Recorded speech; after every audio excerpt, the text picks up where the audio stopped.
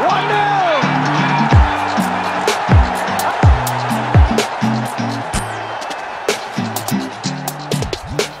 doing, guys?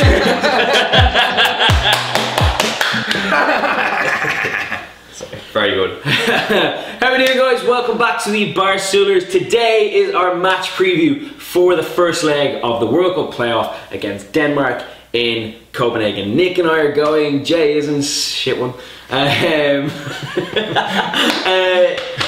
are we all feeling? Nick, start with you. How are you feeling before we get into the in-depth stuff? Yeah. What's your gut feeling about the game? Yeah. I mean, it's a good draw.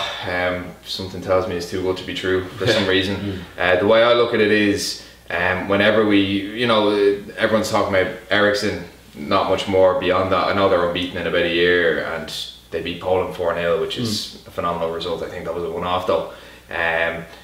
Whenever we talk about teams with maybe one or two really key players, we seem to do them. Wales, I know Bale wasn't available, but they still have Ramsey and Allen. Alaba with Austria, the full German team. Bosnia even in the all of Germany, the whole of Germany. And even Bosnia in the last playoff. They had Pjanic, who was in really good form at the time. Yeah, Dzeko as well. So it's a little bit similar to that, but. I think that Bosnia team was a bit disinterested, but Denmark, they're a little bit like us, very efficient. Yeah. But I've a good feeling. I'm really, really nervous, but I have a good feeling compared to other playoffs, likes of France and the likes of Bosnia. Jay, how's your gut feeling? Yeah, I'd say the same. That's the way I was thinking of it. When we come up against teams with the kind of one, we're very good at shutting that one player down, always. And tactics wise, we just seem to get the better of them most of the time, and then there's the fact that it is a playoff and we do well in playoffs. You know what I mean, for the most part. Speaking to Henry McDonald earlier in the week, and I said something that day that I hadn't really thought about, but I'm not sure whether we're the favourites or they're the favourites, which kind of sits uneasy with me because I feel like when we're the favourites in ties like this, we don't perform. When we go into the underdogs, we do tend to come out all guns blazing, we're better as the underdogs. Is that something that has played in your minds at all? Because once I thought about it, I was like, oh. Yeah, absolutely. I just hope they don't underestimate. It is the best draw we could have got, I'd say, from the potential teams that we could have faced. But at the same time, they're not a bad team. They did beat Poland 4-0. Yeah. They can have a good day. Yeah. And if they do, they'll definitely be really tough to beat. Just as tough as we are on a good day. But it depends on whose football we play, I think. They certainly didn't want us, because I think a lot of the Danish media, a lot of people on social media in Denmark were, kind of frustrated when they got us in the draw. Yeah. And like O'Neill, I think against Wales, even against Austria, he kind of downplayed us a bit, and there's been none of that in the lead up. There could be this week, but so far there's been nothing like that in the lead up. I think we're better playing the the underdog, but. Having said that, you can only play what's put in front of you. That's true. I think if there's something asked of us against Denmark, that's where we'll probably come up against it. If we go 1-0 down, or if we need to score at home, something like that. Looking at the Danes in a bit more detail, they've obviously got a phenomenal goalkeeper in Kasper Schmeichel. I mean, he's not unbeatable. Obviously. He's not top of the world either. You know what I mean? No, he's good. He's an excellent goalkeeper. One of the best penalty savers in the world. Yeah, absolutely. Obviously, son of the famous Peter.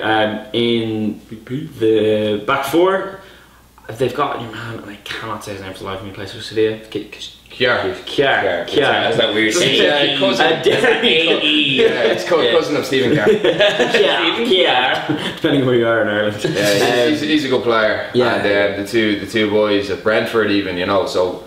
It kind of shows, two of their back four are actually Brentford players, which is bizarre. And you mind Kjær is playing Champions League football. Sevilla are a good team, and they have been for the last couple of years. You as a Liverpool supporter know that. Yeah, I know. He's a big goal scorer threat as well, Kjær. Yeah. So again, he's kind of our answer to, Shane Duffy or I suppose Richard. I'm sure Shane Duffy would be on one. Yeah, he's a threat. In midfield, obviously, there's only one player to talk about. Is Christian Eriksen, but even before, Thomas Delaney's a smashing player. Delaney's smashing player, great grandfather Irish. Strange story that because I was reading up about that a couple of months ago, and he scored a hat-trick for them against someone terrible. But You know, his great grandfather emigrated during the famine to America, then ended up back in Europe and resettled in Denmark, and then started a family, and that's led to Thomas Delaney being 100% like Danish. He's a good player. He's your proper kind of box to box player. Yeah. I know he started off at Copenhagen and he's gone on to Bremen, and you know he's one of the top midfielders in the Bundesliga. Apparently, I haven't seen much of him in the Bundesliga, but from what I've read and what I've seen, he's definitely improving. One of the Bundesliga shows on BT did a feature on him, and he's a good player. He's a decent player. So we speak about Eriksen, but he's kind of he's. Another cog in the wheel, but I think Eriksen is the biggest cog. Oh, big time! There's no getting around that. I mean, like from set pieces, he's absolutely dead. Like we have to be so careful not to give stuff away. For me, big game for Shane Duffy. Yeah, huge game. You know, and I was watching last week. Last week they played against Southampton, and there was a couple of times. Duffy actually had a very good game, but there's a couple of times he got booked for just like an impetuous tackle, like there was no need to make the tackle, and he was out wide, but like your man wasn't going, your man was going away from goal, and he just went to get the ball, and I kind of said, it's like McLean, sometimes unnecessary things. Yeah, I was thinking you have to be a bit more smart, and they will have to be extremely smart not to give away those free kicks. You know, they did very well. They didn't give away those free kicks in Dublin against Bale. Yeah. So it has to. And they said the same with Bosnia, with Pjanic, because he scored like a ridiculous amount of free kicks just before the game. So I think though, like, you know, it would have been the perfect game for Meuler to kind of mark Eriksen, where now it looks like Whelan's going to come in. I'd personally like to see Arthur move into the holding role, and then maybe another midfielder come in, but I think Whelan will come in, and if there's a guy... I don't know whether he will. I think O'Neill has had it. Like, I personally would like to see him come in, but like it's a bit of a pattern, you know, like years ago, just before O'Neill came in, Gibson had finally come in beside McCarthy, and then Gibson did his cruciate, and Whelan comes back in after being dropped. Then just at the end of the Euro qualifiers, you know, I think Whelan was dropped and McCarthy was the one holding player, and then McCarthy got injured and Whelan came back in, and then at the start of the World Cup qualifiers, Arthur wasn't quite fit, and Whelan came back in, so it seems he's benefiting from injuries, and then he gets... But I'm not saying benefit from injury. He is still fit and available. Oh, he is. And that's the one thing that McCarthy doesn't have, and Arthur does now, but hadn't had in the past. Whelan obviously looks after himself, and that's one thing Roy Keane said a few months ago. He said if there's one thing he does, he obviously, you know, he maybe doesn't go as heavy on the drink as the other guys. He probably recovers a bit better than the other guys. Mightn't be the most talented footballer, but you know, he's always available for Ireland, and he can never fall. He's playing every week as well. So he's playing every week. It's not like he's in and out of the team. Yeah, he got man like a lot of our players. Very briefly back to Danes. Eriksen, just we've talked about the set pieces. I mean, he just makes the game tick. If anyone watched the Real Madrid Tottenham game, like the goal he got, you know, I mean, he was kind of set up by Dele Alli and Harry Kane, but he still got in that position, scored, and he's such an attacking mind. Yeah, he ran and then has the ability to control the entire game. Now that said, he won't be surrounded with the quality. He doesn't have Kane and Dele Alli with him. That's the difference. When he doesn't have that support there with him. Up front, the biggest threat I think is Nicholas Bender, which is a weird sentence to say. Lord Bender himself. Still going. I don't want to say too much because we'll jinx it. Yeah, we'll jinx it. Funnily enough, the biggest threat I think they had up front was Kasper Dolberg, and he hasn't made it past the provisional squad, which is really strange. Like, he reminds me of Van Nistelrooy. Just his stature, his movement. You know, he's not included. It's just so odd. But like, he would have been a serious threat. I think Bentner's unpredictable. Like, he's not he's just out and out. But there's a reason he is that cult hero for people. It's because just out of nowhere he'll just have this unbelievable game. And to be fair, so like, we do call him Lord Benner, and he does have that incredible self-confidence, and you go, this is unfounded, but he has the confidence in himself that he.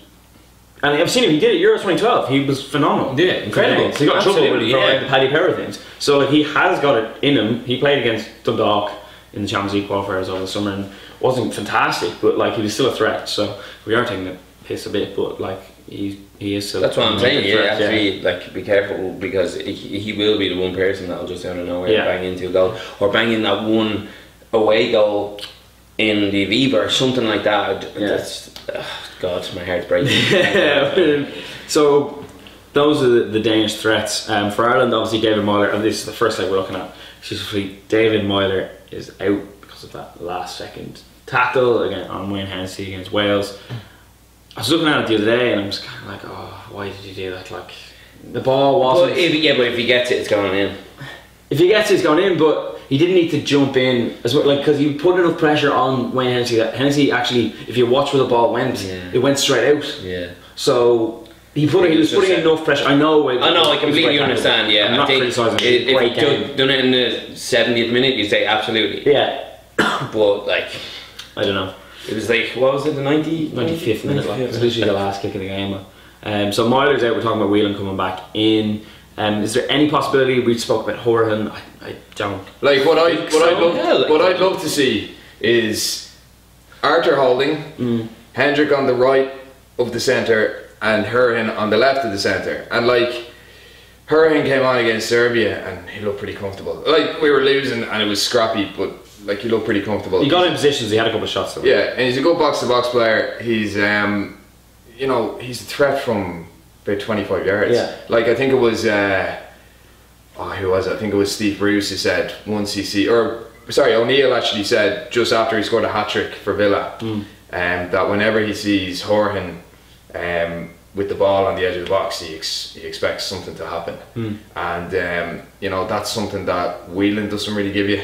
As I said, like, Arthur does give you that as well. Like, he scored some screamers in the past. Not in a couple of years, but he has scored some screamers in the past. I've said it before, Arthur in FIFA from 25 years out is deadly. So that has to translate. That has to translate at some point into reality. If you look at his goals the year Bournemouth were promoted, they're all from about 20 yards out. But I mean, he can hold. I think he's better holding. I would have loved McCarthy to have come back in, but that's not going to happen. He's not fit enough. He hasn't got enough games behind him. But like, McCarthy's a guy who actually does do better on his own holding rather than beside Whelan. Who will Martin O'Neill fight with over McCarthy? Who replaces Conlon? That's a whole lot. Who's O'Neill going to fight next? Yeah, if McCarthy gets fit, I don't think he'll be at Everton in January. So might go alone. In terms of the Irish team, the two most informed players at the moment for looking at the Irish squad, and we'll do an in-depth team prediction with Kevin in a couple of days, but Jeff Hendrick is playing phenomenal at the moment. Absolutely, he's having he's playing so well. And we were kind of saying previously, and we said in videos, that he hadn't really shown up for Ireland since the first half of the Sweden match in Paris last year. The Wales game made that goal. Yeah, like, we wouldn't have got that goal, and then since you then, can see him how settled he is at Burnley now. He scored a great the winner at Everton about 2 months ago. Scored it last week against who was they playing against? Newcastle. That was a great goal as well. Yeah. Even the control, like, I know it looked like it's happened, but even to control that. No, Carragher and Neville said it themselves. Like, the ball's coming over and he has to keep his eyes on it because I think Rob Elliott, like, the touch and there's probably about this much space between us, so he has to watch the whole way and expect that touch. Players miss that his body can react. So he's in phenomenal form. And then in the league below him, Callum O'Dowda is starting to hit. Fine job at the what's the right word? The potential that he has. Live up to his potential. Yeah, he's got that fantastic goal against Palace in the Carabao Cup. Stupid name for cup. And he got 2 assists last week against Sunderland. O'Neill loves him. Like, the thing about, if you look at people talk about lack of players up front. We've loads of strikers, we've loads of central midfielders, we've very few wingers, we've very few full backs, we've a load of centre backs. Like, Stephen Ward has been great. I think Brady, anytime he's played left back, he's been phenomenal. Well, phenomenal is probably an overstretch, but like, I thought against Austria he was great at left back and he hasn't played there since. And Ward is great, but Ward has, I praise Ward a huge amount, but he has got his limitations. Brady had, and I suppose Brady at left back, you have that extra option. If you're playing the long ball, he's quite accurate with it. Another guy on set pieces, but O'Dowda has that kind of technical close control that McLean doesn't even have. Like, McLean's there. McLean has a purpose in that squad. But O'Dowda is looking like one of the better wingers and one of the more exciting wingers and one of the more productive wingers. Yeah. Absolutely, I do. I love McLean, obviously, and he's in form and he scores for us, and it's great.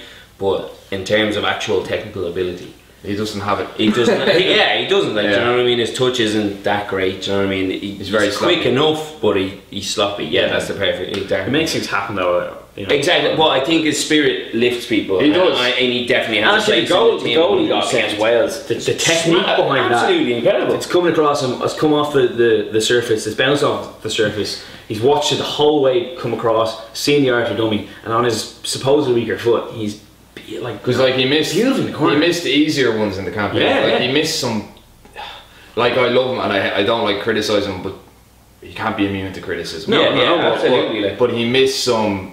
Like he missed a very good chance against Austria. Or sorry, it was a pass. There was a pass on that would have had, I think, Walters through, and he took a shot and blazed it. there's been a few of them, just kind of as I Yeah. call it, the green mist. And that, yeah, That's Serbia. always it. And we Yeah, spoke you about know it what I after the mean? Serbia game, how he was trying a little too hard, and we saw Yeah. then against the And he was Welsh smashing. that he wasn't trying so hard, and Yeah. it came to fruition for him. So And he was smashing balls over the top against Serbia, and like but it pulled off when I had to. Like as you said, like He just needs to know Yeah. his limitations, I think, a little bit. I think he like when is the last time he scored from outside the box? But he still has this thing that he. And he scores screen rounds, yeah. Yeah, you know what I mean. scored against the US, could have gone against the US. He's a good, friendly. Like, what was that, so 4 I think years? it was a deflection. It was 4 years. Yeah, like, his best role is just being a direct winger. But I think if you're going to play with one, I don't want to get too technical, but if you want to play with one direct winger that's just going to run all day, you have to have a technically adept one on the other side. And in fairness, he did that with Brady. Yeah. But Brady's on his weaker foot. I suppose O'Dowda will be as Yeah. well. But you know, I suppose if you're gonna play with one striker who's just going to run at people, you need one that can swing in the crosses and One can thing- keep a cooler head. You spoke there briefly about Stephen Ward. Is one thing that kind of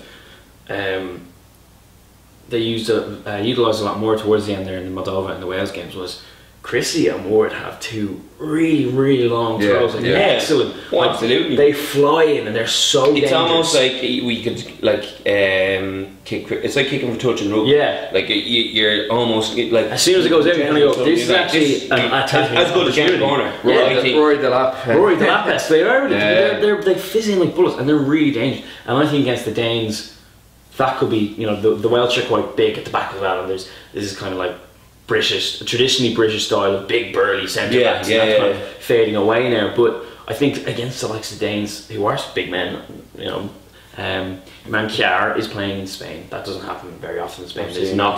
they're attacking. The two Brentford boys might face it up against it, but yeah, I still think that's actually quite dangerous.